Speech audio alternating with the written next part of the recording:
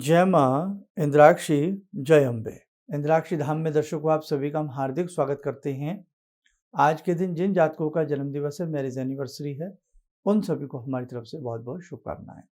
आइए आज हम बात करते हैं एक ऐसी जड़ी की ये तंत्र प्रकरण में ये प्रयोग आता है, जिसमें हम अपने देह की रक्षा, अपने शरीर की रक्षा, अपने घर की रक्षा शत्रु बाधा से कर सकते हैं।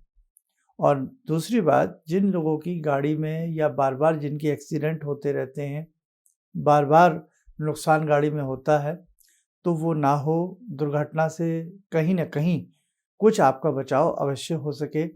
एक ऐसी जड़ी का प्रयोग हम आपको बता रहे हैं जो आपके बहुत काम आएगा। अब तंत्र मंत्र यंत्र आपने नाम सुने होंगे, लेकिन तंत्र के बारे में लाखों करोड़ों लोगों के मन में भ्रांतियां रहती हैं कि तंत्र वैसा है, तंत्र वैसा है। आपको सही बताएं, तंत्र के मायने आम व्यक्तियों में वास्तव में पता ही नहीं होते हैं। तंत्र एक ऐसी प्रक्रिया है जो त्वरित कार्य करती है, लेकिन ये किसी के अहित के लिए नहीं होती है, किसी के बुरे के लिए नहीं होती है। एक बहुत साफ सुथरी ये प्रक्रिया है।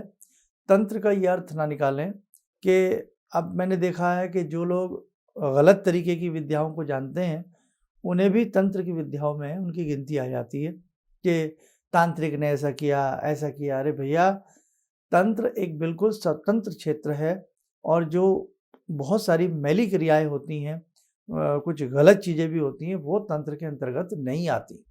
खैर, प्रकरण है, यहाँ पर आपको समझाना हमारा फर्ज बनता है। इसलिए तंत्र के मतलब में तो लोगों ने यही समझ लिया कि मुंडमाला गले में होगी, बड़ी बड़ी आंखें होंगी और बड़ा अजीब सा व्यक्ति दिखता होगा, तो वही तांत्रिक होता है। नहीं साहब, ग्रस्त लोग, बड़े साफ सुथरी छवि के लोग तंत्र में प्रकांड विद्वान होते हैं। इसीलिए जो एक समझदार तबका है, उन्होंने अपने नाम के सामने तंत्र या तंत्र की बातें लिखना ही बंद कर दिया है। ये मेरी बात वो समझ सकते हैं जो इन विद्याओं से गुजरे हुए व्यक्ति हैं। माया और काया दोनों चीज़ें छिपा करके रखी जाती हैं, सब अच्छी तरह से जानते हैं।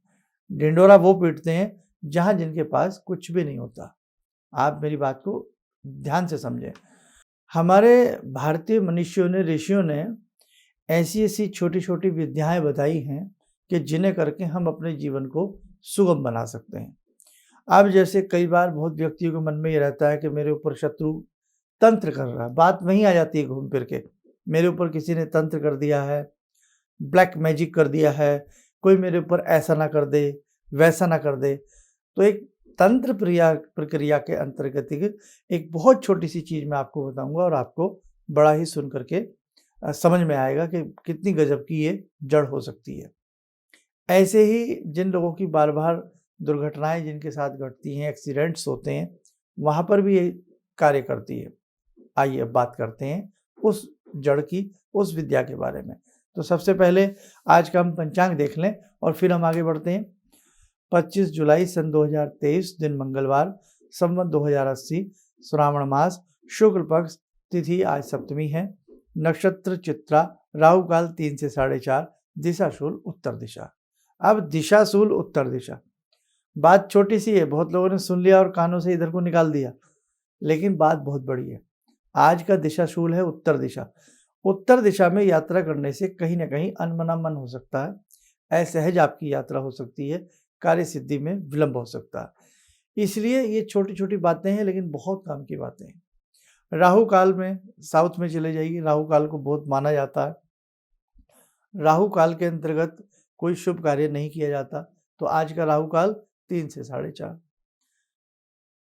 तो ज्योतिष में और इन सब चीज़ों में अगर हम ढंग से इनको यूज़ करें, ढंग से समझें, हम बहुत बड़ा लाभ उठा सकते हैं। तो आज जो हम आपसे बता रहे हैं, शत्रु से सुरक्षा, अनेकों प्रकार के तंत्र से अपनी सुरक्षा, और साथ में बार बार दुर्घटनाग्रस्त यदि व्यक्ति होता है, तो वो अपनी सुरक्षा एक छोटी सी जड़ के माध्यम से कर सकता है। कैसे? पेड़ का नाम है, उस पौधे का नाम है जिसे हम चिरचिटा कहते हैं, पुटकंडा कहते हैं, अपामार्ग कहते हैं। ये 2 प्रकार का होता है। एक आता है इसमें बिल्कुल हरा सफ़ेद से प्रकार का, और एक आता है इसमें हल्का हल्का लाल सा, और ये करीब करीब 12 महीने मिलता है। बरसात में इसके ऊपर छोटे छोटे बीज से कांटे से नुमा लग जाते हैं, और इसे अपनी अपनी प्रांतीय भाषाओं में क्या कहते हैं, एक नज़र आप वो भी देखें। पहले तो देखें, ये अपामार्ग का पौधा है, आपके सामने है, और इसे हिंदी में चिरचिटा या ओंगा कहते हैं। संस्कृत में इसे अपामार्ग कहते हैं, बंगला में इसे अपांग कहते हैं, मराठी में इसे अघाड़ा कहते हैं, पंजाबी में इसे पुटकंडा कहते हैं, और अंग्रेजी में प्रिकली चैफ फ्लावर इसे कहते हैं। तो इसके अपने अपने और भी, जैसे गुजराती में अलग नाम होगा, तो सब में अलग अलग अपने हिसाब से इसको पुकारा जाता है। 2 प्रकार का होता है।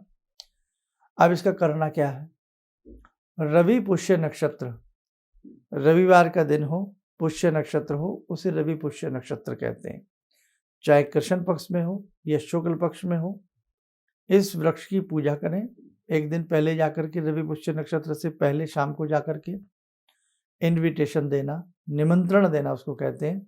निमंत्रण दे आएँ, धूप अर्पण करें, थोड़ा सा कुछ एक आधा बताशा चढ़ा दें, जल चढ़ा दें, और हल्का सा उस पर कलावा बांध दें, प्रणाम कर लें कि हे वनस्पति, हे दिव्य वनस्पति, मैं आपको कल लेने आऊँगा। सहस्र प्रसन्नता के साथ आप मेरे साथ चलें और मेरे कार्यों को सिद्ध करें। ये तो मैंने बड़ी लघु विधि बताई है, और इसकी अगर पूरी विधि बताने पे आए तो कई घंटे लगेंगे कि संपूर्ण विधि से कैसे इन चीज़ों को निकाला जाता है। अब आप संक्षिप्त में आ जाइए, विस्तार में न जाइए। हमने एक दिन जाकर पहले ऐसा बोल दिया, कब, रवि पुष्य नक्षत्र से पहले।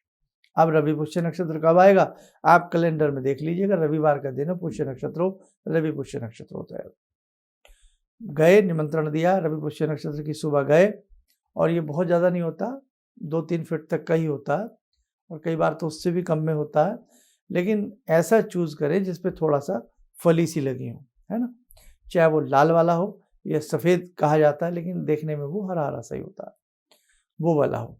और उसको प्रणाम करके उसकी जड़ या तो आप ऐसे निकाल लें आराम से, हाथ से नीचे से हाथ दे करके निकाल। पहले दिन थोड़ा सा मैं खड्डा सा करके पानी दे आए 1 लोटा, ताकि वो जड़ पोली हो जाएगी, नम हो जाएगी। घर लावें, किसी लकड़ी से उस जड़ को काट लें, और उस जड़ को गंगा जल आदि से धो करके, धूप दीप दे करके, तिलक लगा करके आप क्या करें, उसे किसी कपड़े में, छोटी सी ले लें, बहुत बड़ी ना लें, कपड़े में बांध के अपने संग रखिएगा। शत्रु कितना भी प्रबल क्यों ना हो, शत्रु कैसा भी प्रहार क्यों ना आपके ऊपर करना चाहता हो, आप उसके हर प्रहार से, ईश्वर कृपा से, इस दिव्य वनस्पति की कृपा से आपका बचाव रहेगा। नवारण मंत्र आप पढ़ते रहे मनी मन, ऐम ह्रीम क्लीम चामुंडाई विच्चे। जब इस जड़ को सामने धूप दीप दे रहे हों, तब भी आप नवारण मंत्र का जप कर रहे हों। वैसे इस पे नाना भांति की सिद्धि होती हैं, नाना भांति के बड़े बड़े और बहुत सारी चीज़ें हैं, वो कभी समय रहने पे बताएंगे। अब रही, जो वाहन ज़्यादातर दुर्घटनाग्रस्त होता हो, उस वाहन के ऊपर इस जड़ से कभी कभी छींटा मार लिया करें, या पीले कपड़े में लपेट करके वाहन में भी उसको रखा जा सकता है। नवारण मंत्र चलता रहे, पढ़ते रहें, कभी कभी जब भी याद आ जाए, और दुर्गा कवच आप जरूर किया करें। जिनके वाहन में बार बार दुर्घटनाएं होती हैं, दुर्गा कवच, कवच ही नाम जिसका हो, हमारी सुरक्षा होती है। और ये जो पुटकंडा होता है ना, पंजाबी में इसे पुटकंडा कहते हैं, अपामार्ग संस्कृत में कहते हैं, चिरचिटा हिंदी में कहते हैं। ये बहुत ही कामयाब चीज़ है, ये मामूली मत समझें।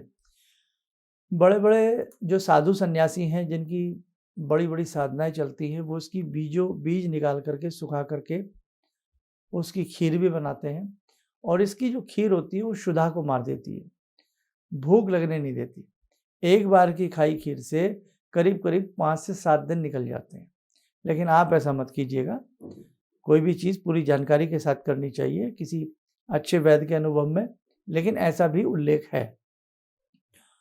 और इसकी जो जड़ होती है, जो मैंने आपको बताई है, वो तो काम में आती है, विशेष प्रकार की पूजाओं में काम में आती है।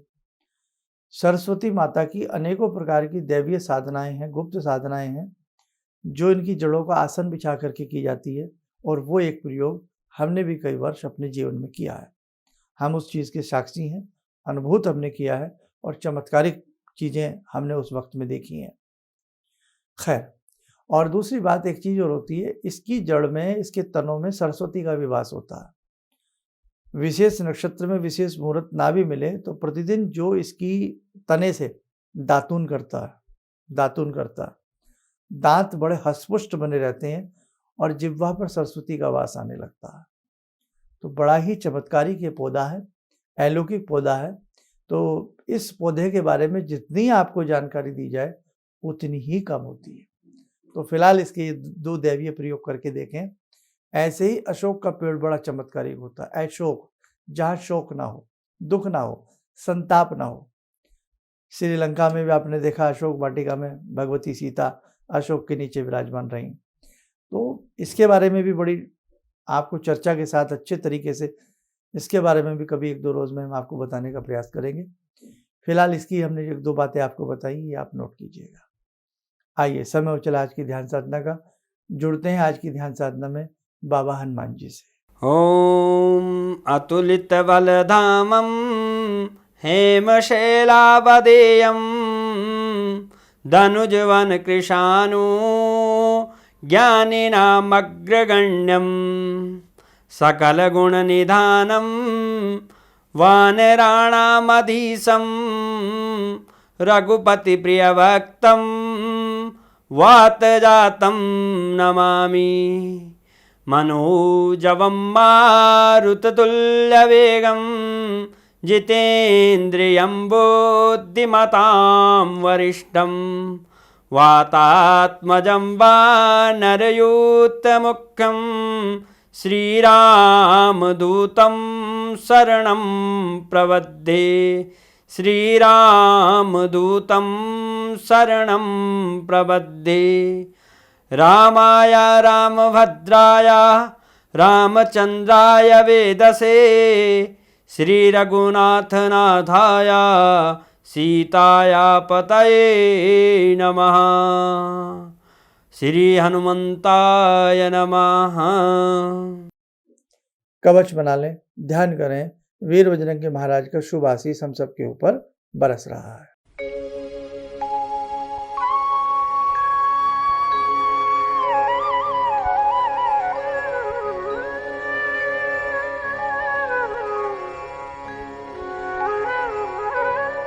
ओम बोलते हुए नेत्र खोलें, सामान्य हो जाए।